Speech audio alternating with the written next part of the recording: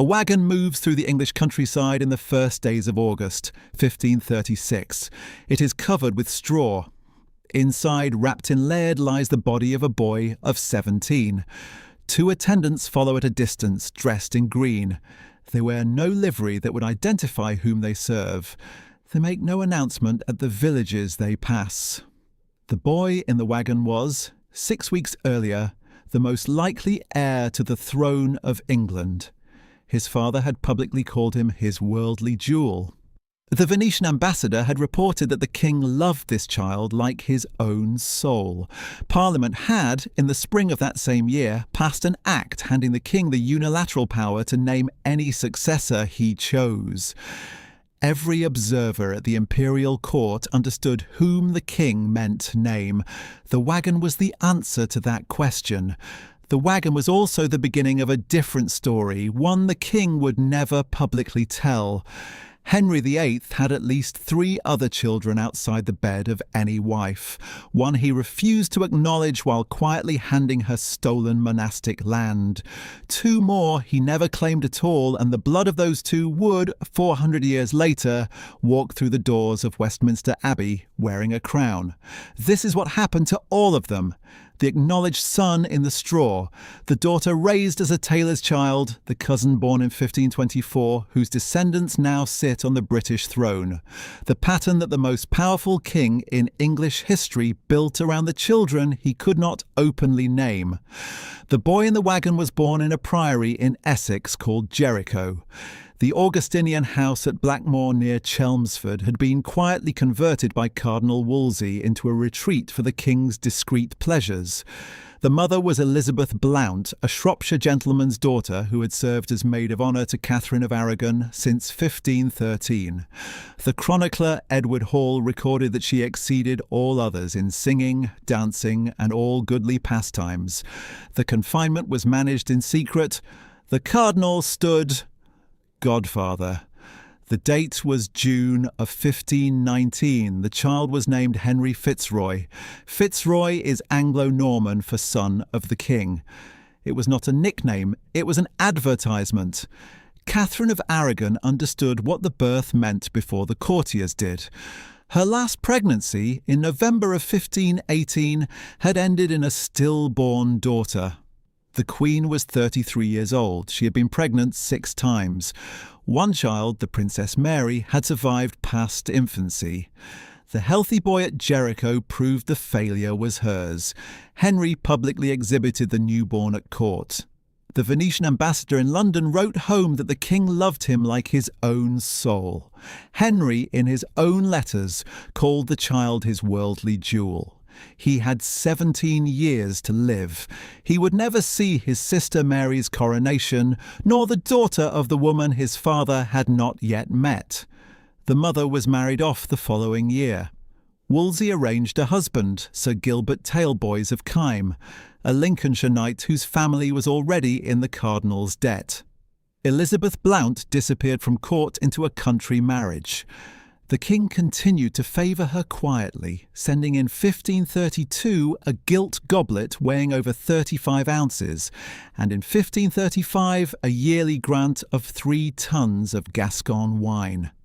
She would die in 1539 or 1540 of suspected consumption. Her burial place is unknown. The child stayed at court. On the 18th of June, 1525, at Bridewell Palace, Henry VIII did something no English king had done in more than a century. He raised a 6-year-old illegitimate boy to the peerage in 2 ceremonies on a single day. In the morning, the child was created Earl of Nottingham. In the afternoon, he became Duke of Richmond and Duke of Somerset. The 2 titles carried specific meaning. Richmond had been Henry VII's title before he took the throne. Somerset had been the title of the Beaufort line, the originally illegitimate branch of John of Gaunt's family, whose legitimation by Act of Parliament had made the Tudor claim to the throne possible. The king was signalling, in heraldic shorthand, that this child could be brought inside the line of succession by the same legal mechanism that had brought his own grandfather inside it. At 6 years old, Fitzroy became the wealthiest peer in England after the Crown. His lands yielded £4,845 in the first year. He was made Knight of the Garter. He was named Lord High Admiral. He was sent north as Warden of the Marches towards Scotland and head of the revived Council of the North, resident at Sheriff Hutton with a household of 245 servants. In 1529 he was created Lord Lieutenant of Ireland, a post accompanied by serious diplomatic discussion of crowning him King of Ireland. Wolsey, writing to the King's secretary, called him your entirely beloved son, the Lord Henry Fitzroy. The Venetian ambassador reported back to the Doge that the Queen resented the earldom and dukedom conferred on the King's natural son and remained dissatisfied. Henry's response was to dismiss 3 of Catherine's Spanish ladies from her household that same week. By 1527, the papal legate Cardinal Campeggio was openly proposing, as a way out of the divorce crisis, that Fitzroy be married to his own half-sister, the Princess Mary, under a special dispensation from Pope Clement VII. Chapuis reported the idea as a means of establishing the succession. Other prospective brides were considered, including Mary of Portugal, a daughter of the French king, and a niece of the Pope himself. The boy himself was educated by John Palsgrave and Richard Croke in Latin, Greek, French, and music. The historian Beverly Murphy notes dryly that he had to be bribed to settle to his books. He killed his first buck at 6. From late 1532 he lived for nearly a year at the French court, sharing King Francis I's privy chamber with the Dauphin. On the 26th of November 1533 at Hampton Court, Fitzroy was married to Lady Mary Howard, daughter of the 3rd Duke of Norfolk and cousin of the new Queen, Anne Boleyn. He was 14, she was 15. Mary later said the marriage was made by his commandment, meaning the king's. Henry forbade the marriage to be consummated. He had convinced himself that early consummation had hastened the death of his brother Arthur 30 years earlier, and he was not going to lose another heir to the same superstition. 2 years later, his father met the woman who would change the question entirely. The spring of 1536 broke the Tudor court open.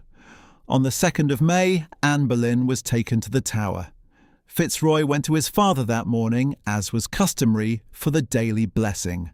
Chapuis was at court and recorded what happened next.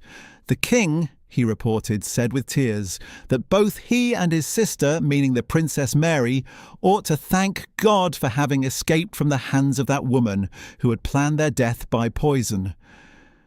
Fitzroy stood on the scaffold side of his stepmother's execution on the 19th of May. 3 weeks later, on the 8th of June 1536, Parliament passed the Second Act of Succession. The Act was the most radical legal instrument of the Tudor century. It declared both princesses, Mary and Elizabeth, illegitimate. It voided the king's first 2 marriages, and it gave Henry, for the first time in English constitutional history, full and plenary power and authority to name any successor by letters patent or by his will, signed with his hand. An illegitimate male child of the king could now lawfully be nominated to the throne. The Earl of Sussex stood up in the Privy Council in the King's presence and said that as the princess was a bastard, as well as the Duke of Richmond, it would be right to prefer the male to the female.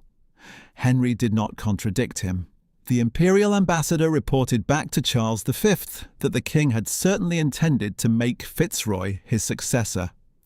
The door was open for 6 weeks. On the 8th of July, Chapuis wrote again. The Duke of Richmond, his letter ran, who in the judgment of physicians is consumptive and incurable. The shadow planted 17 years earlier in the priory at Jericho had arrived.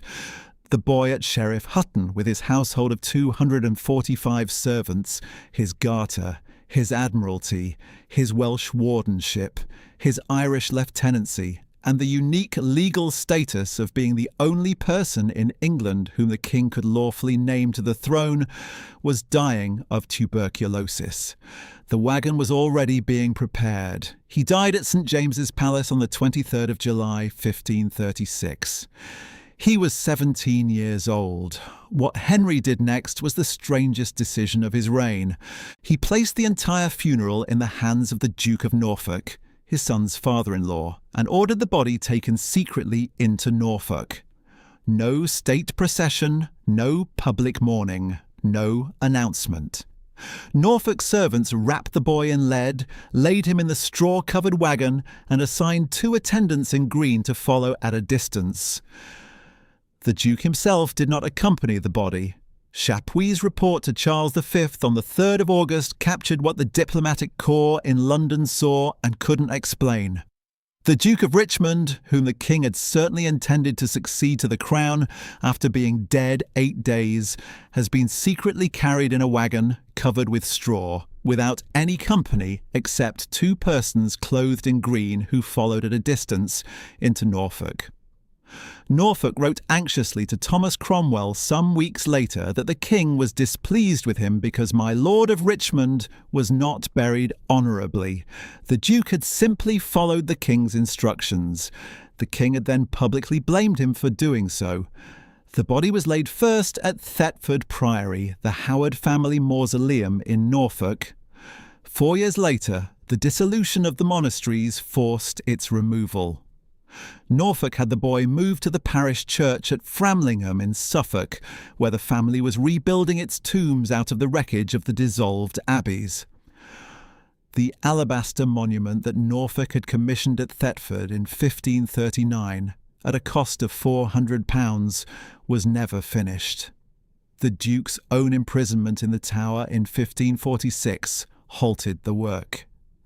A hybrid structure was assembled at Framlingham around 1555. It stands there now on the north side of the high altar in the Church of St Michael. Fitzroy lies under a blank alabaster chest with no effigy. His widow lies beside him. The friezes carry Renaissance carvings of Eve, Cain and Abel, Noah, Abraham and Moses. No image of the man buried inside. His black jennet, with its specially made black velvet saddle, was given away within a year of his death. 14 months after the wagon entered Norfolk, Jane Seymour bore Edward VI. The widow was 17 years old when the wagon left London. Mary Howard had been married for 2 years and 8 months to a husband she had been forbidden to touch. The marriage was, in legal terms, void for non-consummation. Henry VIII seized on the technicality to refuse her jointure. The land settlement, worth roughly 1,000 marks a year, normally automatic for the widow of a peer, was withheld. She sold her jewels. She wrote to Cromwell begging for an income. She did not receive a settled allowance above £700 until 1540. She served at court through the rise and fall of her own cousin Catherine Howard, the king's 5th wife, who was executed in 1542. In 1546, when Sir Thomas Seymour proposed marriage to her, she refused. That December, her brother Henry Howard, Earl of Surrey, was arrested for treason. Surrey had been carving the arms of Edward the Confessor into his heraldic devices, suggesting royal pretensions. He had also, according to the testimony given at his trial, proposed that his sister Mary become Henry VIII's mistress, in the manner of Madame d'Etampes at the French court, to advance the Howard family's influence. Mary gave the most damaging evidence against him. The transcript records her reply to the proposal. She had told her brother, she said, that she would cut her own throat rather than to consent to such villainy. Surrey was beheaded on the 19th of January, 1547. Their father Norfolk was scheduled for execution 9 days later. Henry VIII died in the small hours of that same morning. The execution did not happen. Mary never remarried. She took her brother's orphan children, including the future 4th Duke of Norfolk, and raised them as Protestants. She employed the Protestant historian John Fox as their tutor at Reigate.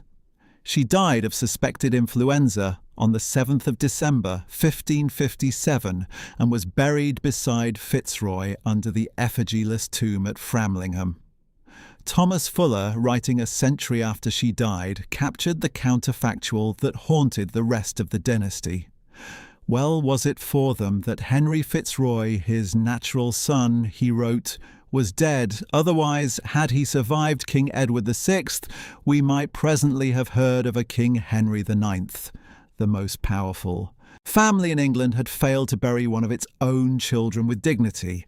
The widow they left behind had begged for her jointure for 4 years. The mother had died in obscurity, her grave unmarked. If you have stayed with this story so far, you already understand the shape of what the Tudor century did to the people inside it. Subscribing keeps you with the rest of the cascade because the children whose deaths Henry VIII ordered hidden were not the only children he had. The story now moves to a marriage Henry VIII attended in person. On the 4th of February 1520, in the Chapel Royal at Greenwich, Mary Boleyn married William Carey. The king was present at the wedding. His book of payments records a gift of 6 shillings and 8pence from his own purse on the day. Mary was about 20 years old. She had been a maid of honour to Queen Catherine since her return from the French court 2 years earlier. William Carey was a gentleman of the Privy Chamber, well connected at court but of modest means. The affair began within months of the wedding and lasted, according to the best reconstructions, from 1521 or 1522 until 1525 or 26. The clearest documentary trace appears not in any contemporary chronicle, but in a legal document from 7 years later. In 1527, when Henry was applying to Rome for a dispensation to marry Anne Boleyn, he requested permission to marry a woman to whom he was related in the first degree of affinity. The Latin phrasing was specific. The dispensation was sought ex quocumque licito seu illicito coatu, meaning from any intercourse, whether lawful or unlawful. The king was asking the Pope, in writing, to forgive his prior sexual relationship with the sister of the woman he intended to marry. The Carey children were born during the affair. Catherine Carey was born around 1524. Henry Carey was born on the 4th of March 1526. The king never acknowledged either of them. That silence is the central problem of the Tudor century. There are 2 cases to be made. The case for royal paternity rests on weight rather than proof. The timing matches both children. The royal grants to William Carey accelerate sharply between 1522 and his death from sweating sickness in 1528.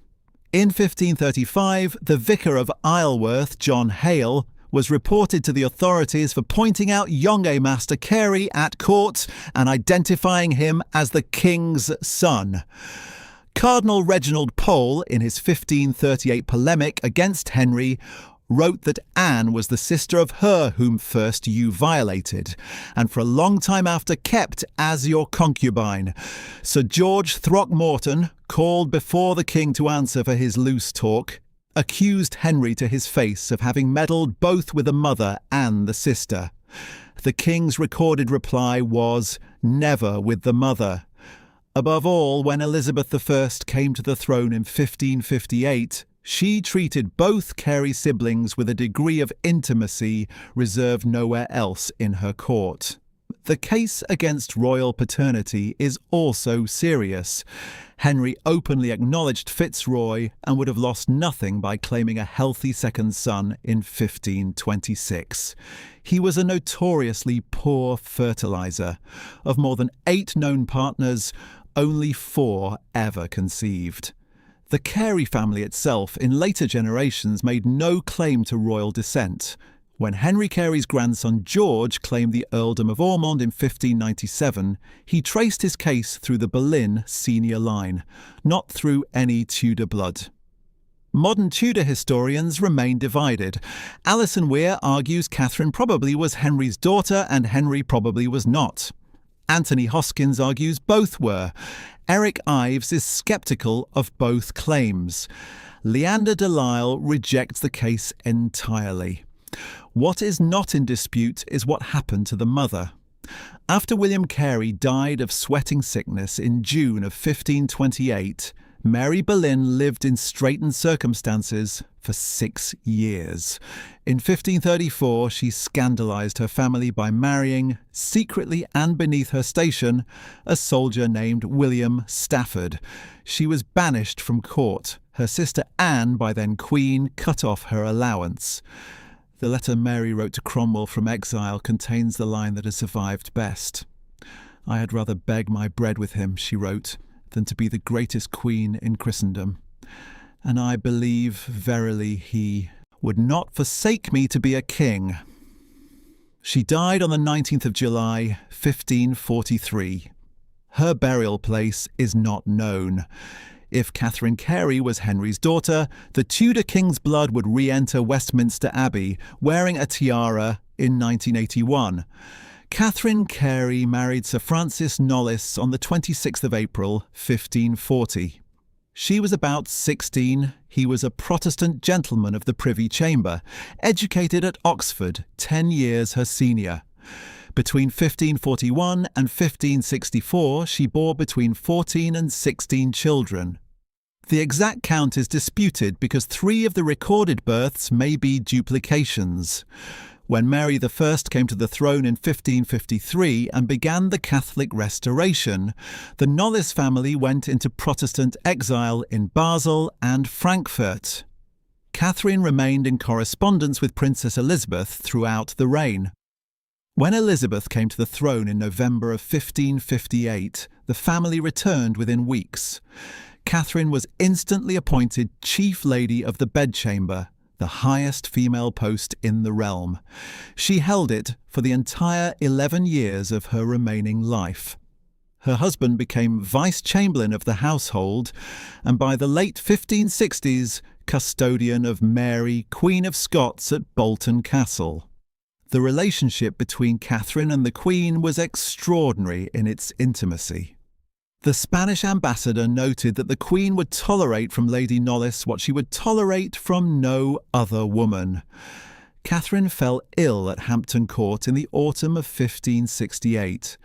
Elizabeth called Francis back from his Scottish prisoner duty. When Catherine appeared to recover, she sent him back. The recovery did not hold. Elizabeth's grief on her death broke the protocol of how Tudors mourned each other.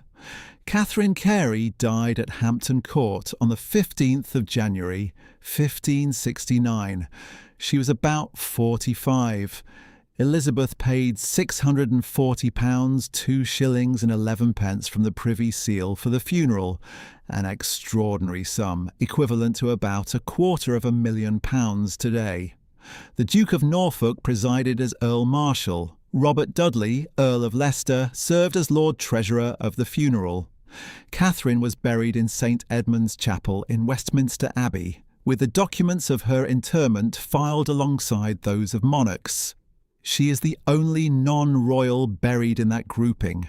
Her wall monument records her, in the Queen's chosen wording, as the Right Honourable Lady Catherine Knollys, Chief Lady of the Queen's Mathias Bedchamber.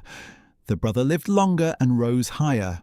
Henry Carey was created the first Baron Hunsdon on the 13th of January, 1559, 12 days into Elizabeth's reign. He was granted Hunsdon House in Hertfordshire, manors in Kent, and an annual pension of £400. He was made a Knight of the Garter in 1561. In 1568 he was sent north as Governor of Berwick and Warden of the East Marches towards Scotland, the same northern command his cousin Fitzroy had held 35 years earlier. In February of 1570, with about 1,500 men against Leonard Dacre's 3,000, he won a decisive engagement at Gelt Bridge near Naworth in Cumberland. His dispatch to the Queen described the action as the bravest charge that ever I saw. Elizabeth's reply contained a handwritten postscript in her own hand, congratulating her cousin on the victory. He became a Privy Councillor in 1577 and Lord Chamberlain of the Household in July of 1585. In 1594, he and his son-in-law, the Lord Admiral Howard, reorganised the London theatre companies. The company they sponsored, the Lord Chamberlain's Men, included William Shakespeare and Richard Burbage. After Henry's death, the company passed to his son George and kept the name until James I took it under royal patronage in 1603. Half the surviving plays of Shakespeare were written for it. Henry Carey died at Somerset House on the 23rd of July, 1596, 60 years to the day after the death of Henry Fitzroy. On his deathbed, Elizabeth came to him and offered the title that, in his own mind, ought to have been his by birth. She offered him the Earldom of Wiltshire, the title his Boleyn grandfather had held. The story, recorded in several near-contemporary versions, is that he refused. Madam, his answer ran as, "You did not count me worthy of this honour in life, then I shall account myself not worthy of it in death." Elizabeth paid roughly £800 for his funeral and his widow's pension. He was buried on the 12th of August, 1596, in St. John the Baptist's Chapel in Westminster Abbey, beneath the tallest monument in the entire abbey, an alabaster and marble structure 36 feet high erected by his widow Anne and his son George. The date is the script's central coincidence, and the question that follows is the central problem of Tudor history. Was Henry Carey Henry VIII's son, or wasn't he? Drop your answer in the comments. The case is the strongest one anywhere in the Tudor record for an unacknowledged royal child, and the date of his death, exactly 60 years after Fitzroy, is either the most poetic coincidence in English history or a piece of evidence in itself. There is one more daughter to account for. Ethelreda Malte, called Audrey by the family, was born around 1527. Her mother was Joan Dingley, who Tudor historians, following the work of Alison Weir and Amy Licence, identify as a royal laundress. Joan was later married off to a man named Dobson and disappears from the record. The child was raised as the bastard daughter of John Malte, the king's principal tailor. Malta's own will, drawn up in 1546, names her plainly as Audrey Malte, my bastard daughter, begotten on the body of Joan Dingley, now wife of one Dobson. What gives the case for royal paternity its weight is the pattern of the land grants. Between May of 1541 and January of 1547, Henry VIII channelled to Malte and his daughter jointly a sequence of dissolved monastic estates that no tailor in the kingdom could have purchased for himself. In 1541 came the Berkshire manors of Watchfield and Offington. In 1544 came Somerset properties valued at over £1,800 out of the dissolved estates of Glastonbury Abbey. In September of 1546 came the manors of Kelston, Batheaston and St Catherine's Court, drawn from Bath Priory and Shaftesbury Abbey, valued together above £1,300. In January of 1547, days before the king's death, a final tranche worth £1,312.12 was added. The grants were entailed on Ethelreda and her heirs. Malta's legitimate sons were specifically bypassed. That is the opposite of what an English tailor would normally do with land. He would settle it on his legitimate sons. The arrangement only makes sense if the land was never really Maltese in the first place.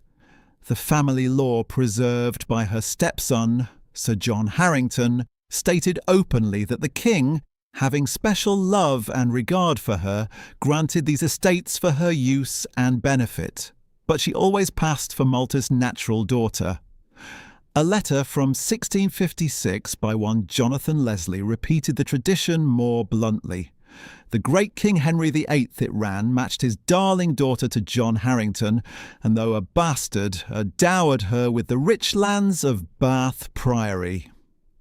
Around 1547, Ethelreda married John Harrington of Stepney, a courtier in the service of Thomas Seymour, the Lord Admiral.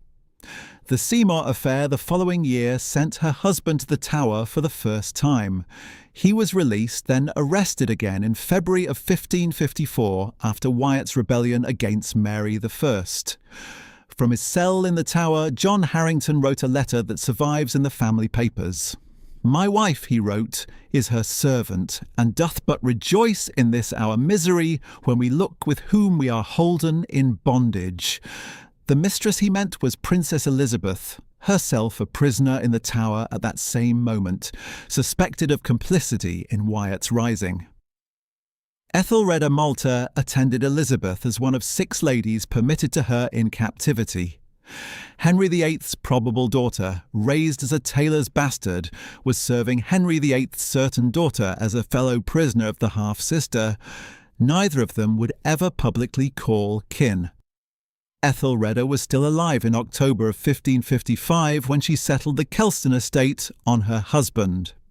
She was probably at Elizabeth's coronation in January of 1559. She had died by the 1st of April that same year, probably at St. Catherine's Court near Bath. Her only documented child was a daughter, Hester, last recorded in 1568. The Kelston estate continued. John Harrington remarried to Isabella Markham, a gentlewoman of the Privy Chamber. On the 4th of August 1560, their son was baptised with Queen Elizabeth I as godmother. This was Sir John Harrington, the writer, courtier and inventor of the flush toilet, which he installed for the Queen at Richmond Palace in 1592, and christened the Ajax, a pun on the Tudor word for a privy. He coined the epigram, "Treason doth never prosper." What's the reason? For if it prosper, none dare call it treason. He was Ethelreda's stepson, not her son. He carried no Tudor blood. 3 other men in this century would be called Henry VIII's son. None of them was. Thomas Stukely, 3rd son of Sir Hugh Stukely of Devon, was the loudest claimant. A soldier, pirate, papal commissioner and eventually commander of the centre at the Battle of Alcázar Quibir in Morocco on the 4th of August 1578, where he died fighting for King Sebastian of Portugal, Stukely himself spread the rumour that he was Henry's son. He told Queen Elizabeth to her face that he would rather be sovereign of a molehill than the subject of the greatest king in Christendom. His mother, Jane Pollard, has no documented presence at Henry's court. The pardons that protected him through 3 decades of misbehaviour are fully explained by the patronage of the Brandons and the Dudleys. The paternity claim is a self-promoted legend. Sir John Perrot, Lord Deputy of Ireland from 1584, was a giant, red-bearded, choleric Welshman who looked enough like Henry VIII to fuel the rumour for the rest of his life. Convicted of treason in 1592 for calling Elizabeth a base bastard, pissing kitchen woman, he died in the Tower in September of that year before sentence could be carried out. Sir Robert Naunton, in his Fragmenta Regalia published in 1641, recorded Perrot's outburst after the conviction. "What," he cried, "will the Queen suffer her brother to be offered up as a sacrifice to the envy of my strutting adversaries?" The structural problem with Naunton's quotation is that Naunton married Perrot's granddaughter and never met the man. Modern scholarship treats the paternity claim as a family tradition myth. Richard Edwards, master of the Children of the Chapel Royal under Elizabeth and author of the play Damon and Pythias, died on the 31st of October, 1566. The claim that he was Henry's son rests entirely on a 1992 American family history book and a Tudor rose in his mother's heraldry. No Tudor source connects him to the king. The pattern across the documented cases is consistent. Henry VIII acknowledged Fitzroy publicly because the boy could be turned into a backup heir. He declined to claim the Carey children because their mother was married, and acknowledging them would have wrecked the canonical case for marrying Anne Boleyn. He provided for Ethelreda Malte discreetly through a legal fiction, channeling roughly £4,500 of monastic land through a tailor's name.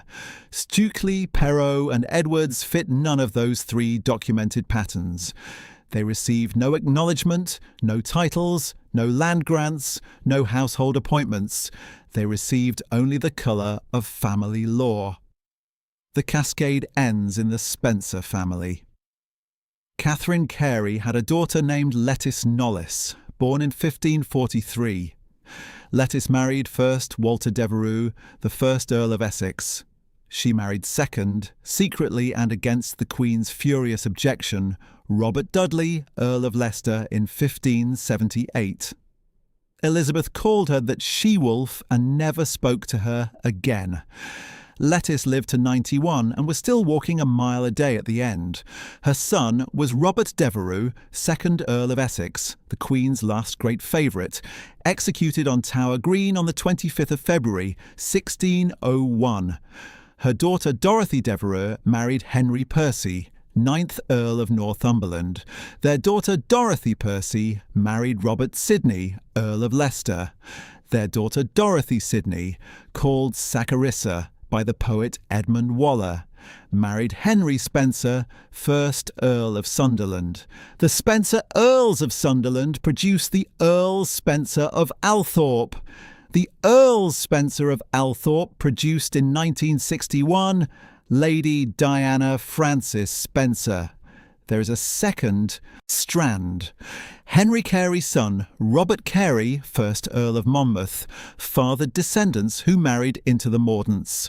The Mordants married into the same Spencer line through Margaret Georgiana Poyntz in the 18th century. Mary Boleyn is, by genealogical fact, Diana Spencer's 13th great-grandmother twice over, through both her son and her daughter. She is Prince William and Prince Harry's 14th great-grandmother by 2 lines. The Boleyn descent also reaches Sir Winston Churchill, through Catherine Carey's son Henry Knollys to the Pagets, into the Spencer-Churchill Dukes of Marlborough.